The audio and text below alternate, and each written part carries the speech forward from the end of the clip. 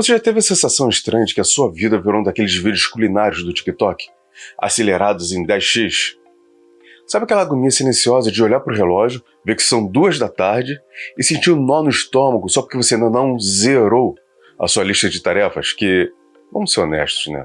Você nunca vai zerar. A pergunta, na verdade, é: se nós inventamos máquinas para lavar nossas roupas, algoritmos para escolher nossa música e aplicativos para trazer nossa comida, por que cargas d'água nós temos menos tempo livre hoje do que um camponês medieval oprimido? Pensa aqui comigo. A promessa era linda, né? A tecnologia vai nos libertar. Você corta para a realidade. Você virou um hamster correndo numa roda, ouvindo um áudio da sua mãe na velocidade 2x porque, aparentemente, o amor maternal não cabe mais na sua agenda se não for compactado em 30 segundos de grunhidos acelerados que parece o Pato Donald tendo um derrame. Você virou um viciado em otimização. Você acorda e já toma um shot de unidade. Não porque você gosta de cúrcuma com canela e limão. Ninguém gosta disso. Tem gosto de terra com tristeza. Mas porque você precisa performar. Você pede comida no aplicativo para ganhar tempo. E o que você faz com esses 30 minutos que economizou não descascando batata? Você escreve poesia? Você olha para o teto tentando encontrar desenhos nas manchas da infiltração? Não. Você responde e-mail. Você adianta o trabalho de amanhã. Você consome conteúdo sobre como ser mais produtivo. É a lógica do cachorro correndo atrás do rabo. Só que o cachorro, pelo menos, está ali se divertindo. Nós não. Nós transformamos a existência numa planilha de Excel. Criamos a figura mitológica do gerente de si mesmo. Você é o CEO, o estagiário e o RH da sua própria vida. E o pior, você também é seu chefe tirano. Você trata seus afetos com o card do Trello. Jantar com a namorada? Check. Ligar pro pai? Check. Ter crise existencial chorando no banheiro. Adiar para as 23 horas. Você percebe a loucura? A gente parou de viver as experiências e passou a gerenciar as experiências. Se o pôr do sol for bonito, mas não render uma foto esteticamente agradável para os stories, será que o sol se pôs mesmo? Ou foi apenas uma ineficiência astronômica? E aqui, no meio dessa maratona para lugar nenhum, que mora o perigo invisível. Nós chamamos isso de correria, de vida adulta, de preço do sucesso. Mas a filosofia tem um nome muito mais preciso e assustador para isso. Chama-se razão instrumental. Guarde bem esse termo. Ele é o vilão dessa história, mas é o vilão que se veste de herói. A razão instrumental é a capacidade da sua mente de calcular a melhor forma de atingir um objetivo sem jamais questionar se aquele objetivo vale a pena. É o como devorando o porquê. É a inteligência focada apenas nos meios, ignorando completamente os fins. Se liga só, quando você se entope de remédio para dormir e café forte para acordar, você está usando a razão instrumental. Tem um problema, que é o sono, a vigília, e aplica uma ferramenta, química. Resolve o problema. É eficiente? É. Mas é crítico? Não. Porque a razão crítica perguntaria: por que minha rotina é tão insuportável que eu preciso me medicar para suportar ela? Mas a gente não faz essa pergunta. A gente não tem tempo para essa pergunta. A gente só quer que a dor pare para que o problema se resolva, para a gente voltar a produzir. Nós viramos mestres em adaptação. Somos a geração que sabe de tudo sobre estratégia de enfrentamento e nada sobre mudança de realidade. Se o sapato está apertado, a nossa solução genial não seria tirar o sapato. Seria cortar o dedo do pé para que os sapatos caibam melhor. Afinal, andar descalço não é otimizado. Essa pós-modernidade nos convenceu de que a culpa do cansaço é nossa.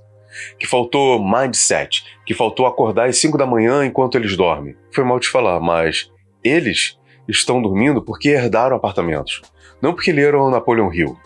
Estamos presos numa gaiola dourada onde a porta está aberta, mas estamos ocupados demais correndo a rodinha para poder perceber. Acreditamos que se formos rápidos o suficiente, eficientes o suficiente, um dia chegamos lá. Mas lá onde? Se a gente trata a vida como uma série de problemas técnicos para serem resolvidos. Essa obsessão por transformar tudo, pessoas, tempo, sentimentos, em coisas úteis e calculáveis, não nasceu com o smartphone. Ela não nasceu com o coach do Instagram. Ela tem uma raiz profunda, uma certidão de nascimento histórica. Essa doença do espírito começou quando decidimos transformar o mundo inteiro numa grande fábrica. E para entender como a sua ansiedade de domingo à noite se conecta com a fumaça das chaminés da Revolução Industrial, a gente precisa viajar para a Alemanha. Mais especificamente, por uma escola de pensamento que olhou para a modernidade e disse: Houston, Ou melhor, Frankfurt, nós temos um problema. Então, segura minha mão, que agora a gente vai descobrir como que a razão perdeu a razão. Agora vamos sair um pouco do seu umbigo estressado e viajar no tempo e no espaço. Vamos para a Alemanha. Mais especificamente para uma cidade famosa por duas coisas. Um aeroporto gigante, onde a sua mala sempre extravia, e uma cena gastronômica deliciosa. Estamos falando de Frankfurt. Mas assim, a gente não vai falar de embutidos suínos. E sim de um grupo de pensadores judeus alemães que, na década de 1930 e 40, olharam para o mundo civilizado e disseram: senhoras e senhores, deu ruim. Estamos falando da famosa escola de Frankfurt.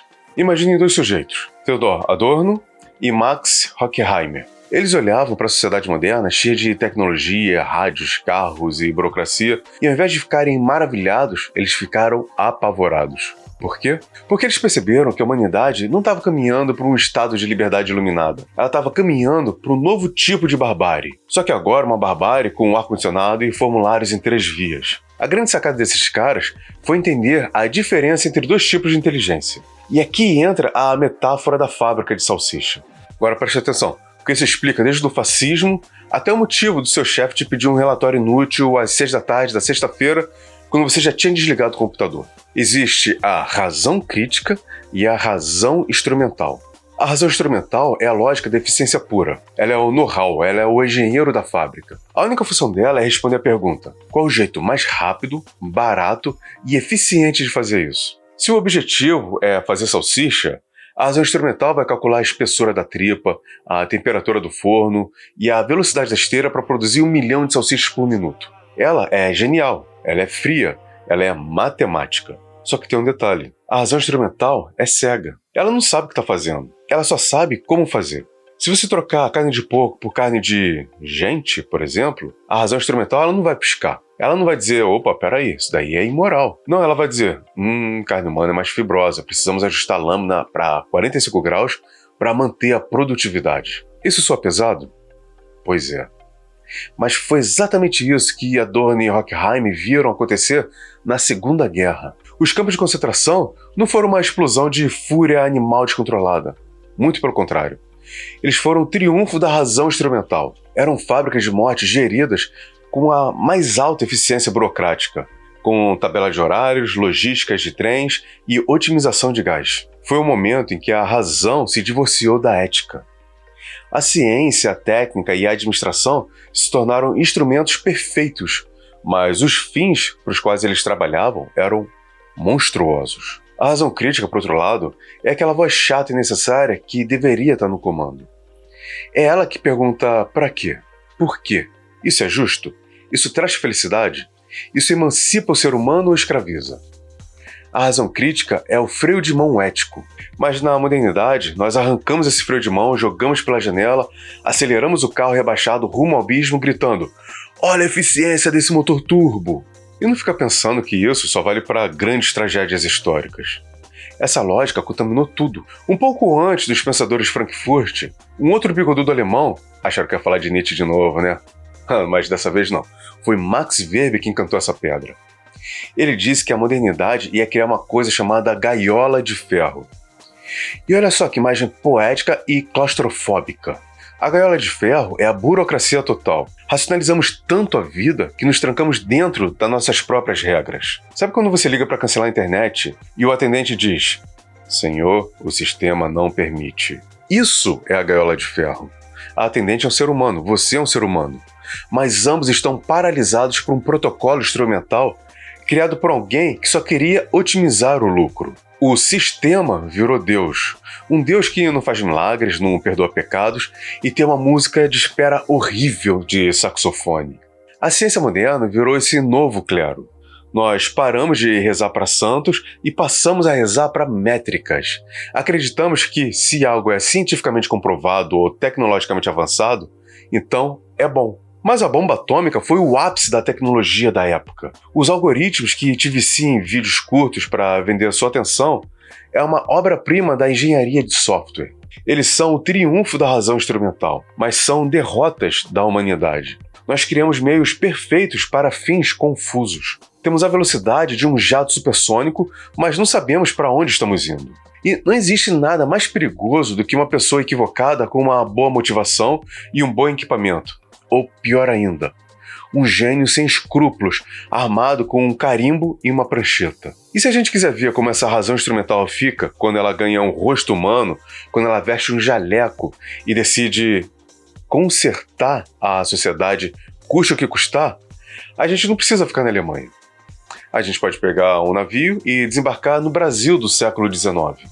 Porque muito antes dos alemães escreverem teses complicadas, um certo escritor brasileiro, com uma pena na mão e um sorriso irônico no rosto, criou o padroeiro absoluto da racionalidade cega. Um homem que amava tanto a ciência que esqueceu de amar as pessoas. Então, prepare suas camisas de força, porque vamos fazer uma visita a Itaguaí. Vamos bater na porta da famosa Casa Verde. Meus queridos paradigmáticos, bem-vindos a Itaguaí do século XIX. Uma vila pacata, cheia de sol, muita fofoca e gente cuidando da vida alheia. Ou seja, o Brasil na sua mais pura essência. Mas é aqui que desembarca um homem que não é apenas um personagem literário. Ele é um aviso, uma profecia de bigode e monóculo. Apresento-lhes o Dr. Simão Bacamarte. Pode esquecer a imagem do cientista louco descabelado, tipo Doc Brown do De Volta para o Futuro, ou o Dexter do desenho animado. Não. O perigo de Bacamarte não é o caos. O perigo dele é a ordem. Ele é sério, ele é metódico, ele é técnico. Se Bacamarte vivesse hoje, ele não estaria num laboratório soltando raios. Ele estaria de sapatênis, colete Faria Lime, dando palestra no TED Talk sobre como otimizar a psique humana usando Big Data através da IA. Machado de Assis, esse bruxo genial que entendia a alma humana melhor do que qualquer ressonância magnética, criou em O Alienista o padroeiro absoluto da razão instrumental. Preste atenção no plano de negócio desse sujeito. Ele constrói a Casa Verde. O que é a Casa Verde? É um manicômio? Não. É um banco de dados. É o Excel da loucura. Bacamarte olha para a cidade e não vê vizinhos. Ele vê inputs. Ele não vê pessoas. Ele vê padrões. Ele começa a internar gente, mas ele não interna porque é sádico. Ele interna porque ele tem um método. O Costa é internado porque gastou toda a sua herança. Gastador demais, desvio do padrão. A Dona Evarista, internada porque ficou indecisa na hora de escolher um vestido. Indecisa demais, ineficiência cognitiva. O cara que elogia demais, adulador, interna. O cara que critica demais, rebelde, interna. Percebe a jogada? Bacamarte é a ciência sem consciência. Ele busca a definição perfeita de loucura com a mesma frieza que o algoritmo do Instagram decide que você está deprimido e começa a te mostrar vídeos de gatinhos tristes e propagandas de terapias online. Ele não se pergunta: será que estou destruindo famílias, prendendo todo mundo? Essa é uma pergunta da razão crítica, e Bacamarte não tem tempo para isso. Ele só se pergunta: meus dados são consistentes? A minha planilha bateu? Simão Bacamarte é o CEO da modernidade. Ele representa aquela eficiência burocrática que Weber tanto temia. Ele tem o poder da caneta, o poder do diagnóstico, e transforma o sujeito, que é complexo, cheio de dores e amores, num objeto de estudo. Na Casa Verde, você não é o João que gosta de paçoca e chora vendo o filme da Disney. Você é apenas o caso 45, monomania de grandeza. Isso é a instrumentalização da vida levada ao extremo. A ciência que deveria servir para emancipar o homem, aqui, serve para vigiar e punir. Bacamarte acredita tanto, mas tanto na razão instrumental, que ele acha que a realidade tem que caber numa teoria dele. Se a realidade não cabe, azar da realidade. Prende a realidade na Casa Verde até ela aprender a se comportar. É o mesmo raciocínio de uma empresa que demite 5.000 funcionários, não porque está quebrando, mas porque precisa otimizar os custos para o gráfico do trimestre ficar verde. Quem tomou a decisão não é mau. Ele não acorda rindo maleficamente. Ele é apenas um Bacamarte de gravata. Ele olhou para os números, aplicou a fórmula e o resultado lógico foi a demissão. A dor humana? Isso é externalidade. Isso não entra no cálculo instrumental. A ironia suprema de Machado é mostrar que a razão instrumental, quando deixada sem coleira, morde o próprio dono. De tanto querer classificar, rotular e consertar o mundo, Bacamarte anula o mundo.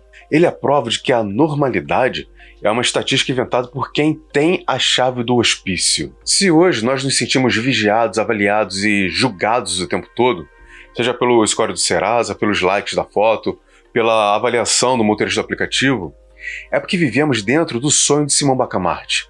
Nós transformamos o mundo numa imensa casa verde digital. Somos todos dados a serem processados. E o algoritmo, assim como o alienista, ele não tem sentimentos. Ele só tem objetivos. Mas espera só um segundo. Se a ciência fria de Bacamarte é assustadora porque não tem coração, existe algo muito mais perigoso no horizonte. Existe um tipo de pensamento que finge ter coração, finge ser filosofia, que finge explicar o sentido da vida, mas que, no fundo, é só uma desculpa sofisticada para a gente se matar uns aos outros. Simão Bacamarte nos trancou em nome da ordem, mas agora vamos conhecer alguém que vai nos convencer de que ser devorado é, na verdade, um privilégio cósmico. Então, saímos do consultório médico e vamos para a mesa de jantar. Porque o prato do dia são batatas. E a filosofia que vem a seguir vai te dar uma indigestão moral. Então, prepare-se para conhecer Quincas Borba. Então vamos lá. Se o Dr. Bacamarte era o pesadelo da burocracia gelada, nosso próximo personagem é o pesadelo da mesa de bar. Sabe aquele sujeito que leu 3 orelhas de livro, assistiu a 2 vídeos de empreendedorismo de palco, começou a seguir uns coaches no Instagram e agora tem uma teoria de tudo para explicar porque você é pobre e ele é genial? Pois é. Machado de Assis, visionário como sempre, antecipou o coach quântico, o guru do LinkedIn, o filósofo de sapatênis na figura de um homem chamado Quincas Borba. Enquanto Bacamarte usava a ciência para aprender, Quincas Borba usa a filosofia para justificar. E a filosofia dele tem um nome pomposo, o humanitismo. O humanitismo é a avó de todas as teorias de autoajuda tóxica. Quincas Borba olha para o sofrimento humano, para a guerra, para a fome e diz: calma galera, isso não é tragédia, isso é mindset. Ele inventa uma historinha genial para explicar o mundo. Imaginem 2 tribos famintas num campo de batalha. No meio do campo de batalha tem um monte de batatas, mas as batatas não são suficientes para todo mundo. Cenário A. As tribos dividem as batatas, todo mundo come um pouco, ninguém morre, mas ninguém fica fortão. Tédio. Cenário B. As tribos se matam na porrada, a tribo que sobrar come todas as batatas, fica forte, saudável e transmite seus genes de vencedor para o futuro. Aí, qual é a conclusão brilhante do nosso filósofo maluco? A guerra é linda. A destruição é necessária porque ela preserva a humanidade dos sobreviventes. Tipo que muito influenciador ensina por aí nas suas pseudociências inventadas, né? E daí surge a frase mais cínica, mais cruel e mais atual da literatura brasileira. Ao vencedor, as batatas. Parece piada, né? Mas olha só em volta. O humanitismo é a razão instrumental disfarçada de sabedoria profunda. É a lógica instrumental vestindo um terno Armani. Quincas Borba finge que faz uso de uma razão crítica. Mas ele não está perguntando por que não plantamos mais batatas, ou por que precisamos nos matar por tubérculos. Não. Ele aceita a escassez como um dado natural e usa a razão apenas para calcular quem merece viver. É uma ferramenta intelectual para legitimar a barbárie. Isso soa familiar? É a mesma lógica daquele bilionário que tuita trabalho enquanto eles dormem, que diz que todos temos as 24 horas, mas não lembra que enquanto ele chega em 10 minutos na sua empresa onde ele começa a trabalhar às 11, o seu funcionário precisa pegar 3 conduções para chegar lá às 8 da manhã. É a lógica do mercado financeiro que diz que demissão em massa é saudável para as ações da empresa. É a meritocracia vazia que diz: se você não tem batatas, é porque você não lutou o suficiente, seu perdedor. E a pior de todas, o universo premia quem vibra na frequência da abundância. O perigo de Quincas Borba é que ele é sedutor. Ele te convence que o egoísmo não é um defeito, é uma lei da natureza. Ele transforma a falta de empatia em virtude filosófica. Ele pega a dor do outro e diz: isso é necessário para a evolução do sistema. Isso é o oposto da razão crítica. A razão crítica olha para as 2 tribos e chora. A razão crítica tenta entender as estruturas que criaram a fome. O humanitismo, a razão instrumental, olha para as tribos e aposta 10 contos em quem vai ganhar. Quincas Borba é o triunfo do cinismo. Ele representa aquela racionalidade que serve para nos tornar insensíveis. Quando a gente vê uma tragédia e pensa: mas a economia vai melhorar, a gente está sendo um pequeno Quincas Borba. A gente está aceitando trocar vidas por batatas. Machado de Assis está rindo da nossa cara. Ele mostra que, às vezes, o que chamamos de ordem natural das coisas é só uma desculpa esfarrapada para não precisarmos ser éticos. O humanitismo é a filosofia do conforto dos poderosos. Então, aqui estamos nós. De um lado, Simão Bacamarte nos trancando em manicômios burocráticos em nome da ciência, e do outro lado, Quincas Borba, nos mandando matar uns aos outros em nome do progresso. A razão, essa luz que deveria nos guiar, ela virou uma lanterna na mão de cegos guiando assassinos. Mas será que não tem uma saída? Será que estamos condenados a escolher entre sermos prisioneiros da eficiência ou gladiadores por batatas? Se a razão que calcula, a instrumental, nos adoeceu, talvez a cura esteja na razão que escuta. Talvez a gente precise parar de tentar explicar o mundo e começar a tentar sentir o mundo. Para sair desse hospício, desse campo de batalha, a gente vai precisar de um sofá e de uma barba branca muito famosa. Então a gente sai da cena do coach de batatas e entra um homem que descobriu que o buraco é muito mais embaixo. Então chegamos no meio do caminho. Vimos a razão instrumental nos trancar na Casa Verde do Bacamarte e nos mandar lutar por batatas sob o olhar cínico de Quincas Borba. A vida virou um checklist cruel. Estamos exaustos, mas o pior é que estamos anestesiados. E aí surge a pergunta mais importante, a que a razão crítica nos obriga a fazer. Se a razão nos adoeceu, como é que a razão nos cura? A chave está em inverter a lógica da utilidade. A razão instrumental ama o que é rápido, objetivo e imensurável. A razão crítica ama o que é demorado, subjetivo e incalculável. Veja só o caso da psicologia. Você está com ansiedade porque está trabalhando 14 horas por dia em algo que odeia. Qual é a solução instrumental? Alternativa A. Tomar um Rivotril para acalmar o corpo e voltar para o Excel. Alternativa B. Fazer um ritual de autocuidado de 5 minutos com vela aromática para aliviar a culpa. Alternativa C. Estudar Feng Shui e culpar os móveis da sua casa pela sua saúde mental. Alternativa D. Fazer uma terapia focada no sintoma para que você consiga copiar o estresse com mais eficiência. Todas essas são soluções instrumentais. Elas pegam o sintoma e tratam como um erro no sistema. Elas querem que você volte à produtividade rapidamente. O objetivo não é a sua felicidade, é a sua funcionalidade dentro do sistema. Mas aí surge aquele senhor barbudo, o Sigmund Freud, com a invenção mais ineficiente do planeta, o divã. O divã é o antídoto à tirania da velocidade. É o lugar onde você paga para perder tempo. Anos de análise falando sem objetivo, sem meta, sem planilha de projetos. A grande evolução do divã, meus amigos, é que ele reintroduz a razão crítica no nível pessoal. A análise não te dá a resposta de como parar de se sentir ansioso. Ela te ajuda a entender por que a sua vida te obriga a sentir isso. Ela te força a questionar os fins da sua existência. A razão crítica emerge do inconsciente, do que não pode ser calculado. Ela surge quando você percebe que a sua loucura não é um desvio no sistema. É uma reação saudável a um sistema doente. O trabalho do terapeuta crítico não é te adaptar à jaula, é te ajudar a se lembrar de que você tem asas. Então, se a cura para o indivíduo está no diálogo não instrumental, a cura para a sociedade está na ação comunicativa. Essa é a grande sacada de Jürgen Habermas, um herdeiro direto da escola de Frankfurt. Ele olhou para a sociedade e disse: Adorno e Horkheimer estão certos. A razão instrumental engoliu tudo. Mas existe um resquício de luz. A linguagem. A forma como usamos a comunicação. Existem dois tipos de conversa.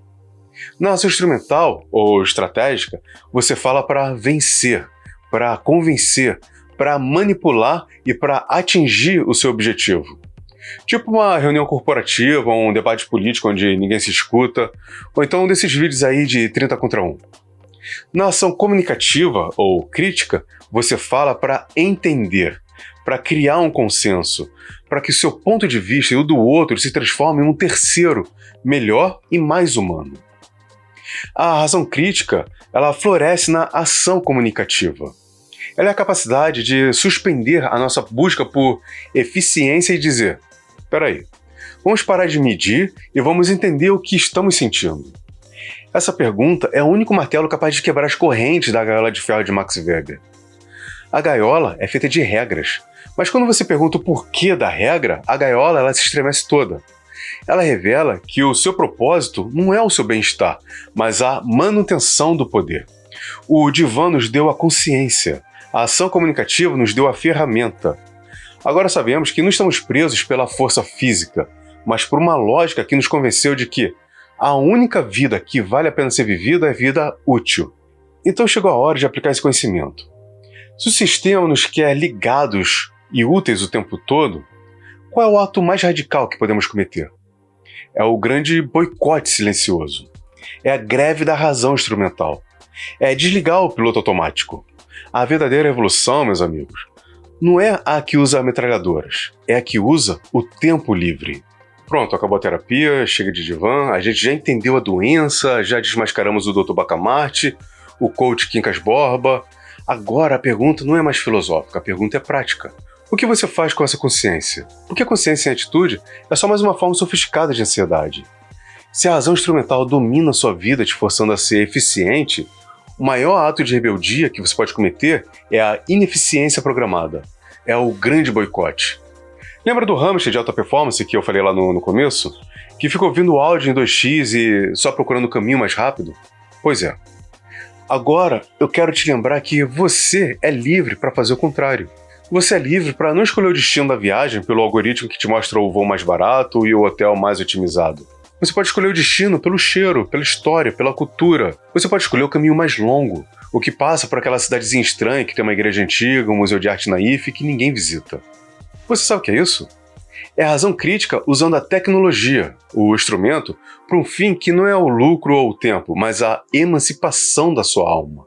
Você pode parar de otimizar o tempo que passa com seus amigos, você não precisa planejar a conversa para ela ser direta e objetiva. Você pode perder tempo, você pode falar abobrinha, você pode rir de piada ruim, pode dar uma pausa de 2 minutos no silêncio desconfortável só para provar para o seu cérebro que a vida não é uma reunião no Zoom.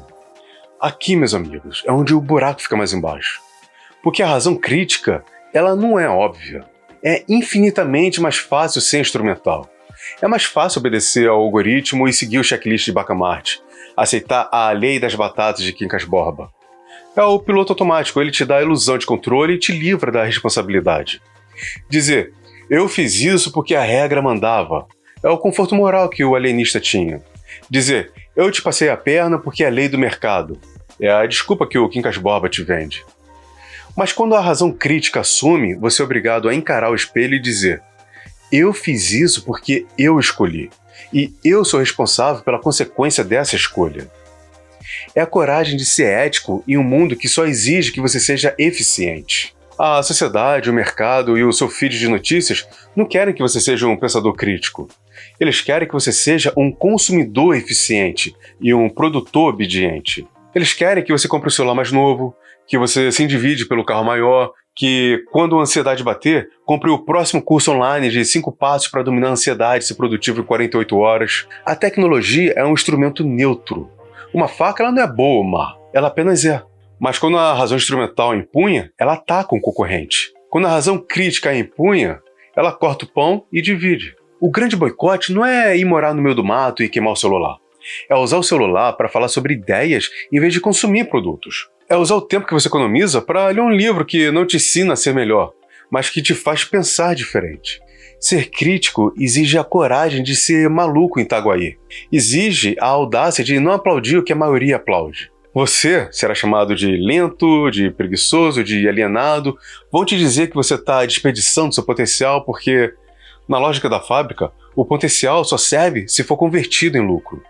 Mas a sua alma não é uma métrica. A sua felicidade ela não está na linha final de uma planilha. A emancipação que Horkheim e Adorno sonharam não é um estado de perfeição. É um estado de constante questionamento. É liberdade de dizer com a voz firme e a alma leve. Eu escolho não ser útil hoje. E não ser mais uma peça na fábrica é o que me torna verdadeiramente humano. A gente começou esse vídeo com uma pergunta. Por que temos menos tempo livre, apesar de todas as ferramentas que deveriam nos libertar? Nós começamos esse vídeo com um paradoxo, e agora encontramos um mapa para a resistência. Mas ainda falta a última peça do quebra-cabeça. Precisamos de uma última reflexão para responder de vez aquele enigma da máquina de lavar roupa. E a resposta não é matemática. A resposta é simples e devastadora. Nós não perdemos tempo. Nós perdemos a capacidade de ter tempo livre. A razão instrumental não vê o tempo livre como descanso, vê como um vazio a ser preenchido. Ela transformou o ócio em tempo desperdiçado.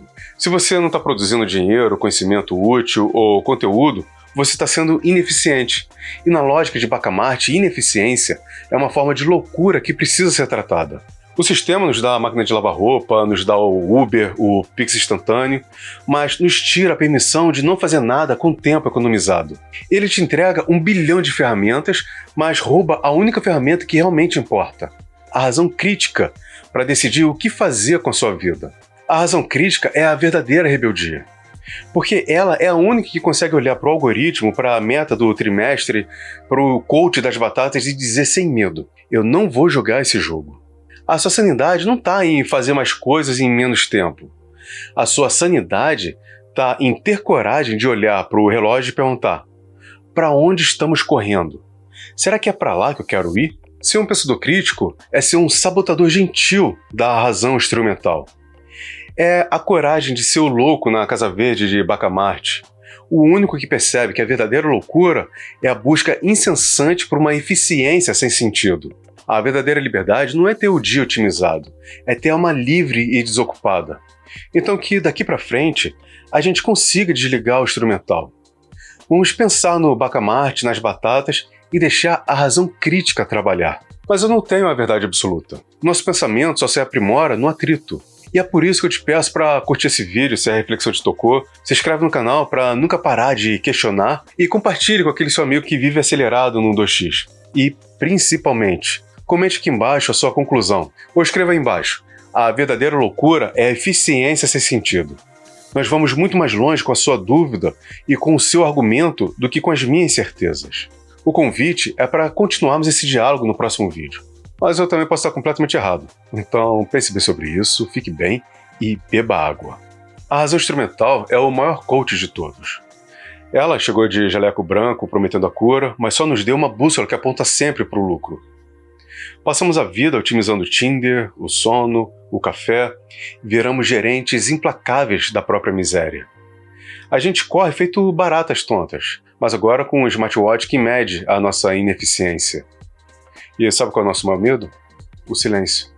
Porque no silêncio a gente escuta a razão crítica, aquela voz baixinha que pergunta: meu querido Bacamarte, do que adianta ser o homem mais produtivo da Terra se você só produz o vazio? O grande ato evolucionário é a ineficiência poética. Então, desligue o piloto automático, perca tempo, porque a vida não é uma planilha. Se restou algum resquício de sanidade crítica em você, clica em um dos 2 vídeos do lado. E se a reflexão te deu uma coceira na cabeça, inscreva-se para que possamos questionar juntos a próxima bobagem do universo. Agradeço a atenção e um bom dia, boa tarde, boa noite e boa sorte. Até a próxima.